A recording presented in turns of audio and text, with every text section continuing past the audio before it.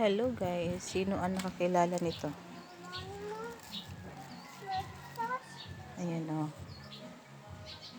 Para siyang tanglad. Pero ang tawag nito is, sa amin, sumiyaw. Sumiyaw siya. Maganda to ano sa sa buhok. Sa buhok. Pag maligo ka, gawin mo tong shampoo.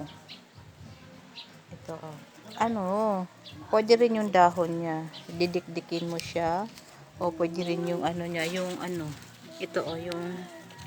tatanggalin para siyang tanglad. Didikdikin mo siya, tapos pag maligo ka, ilagay mo sa ulo, sa buhok mo, tapos ibabad mo ng 3 to 5 minutes. Pagkatapos banlawan mo, tapos yung buhok mo ang bango talaga, tapos malambot yung buhok mo. Okay, thank you for watching. Don't forget like, comment, and share. Please subscribe my YouTube channel.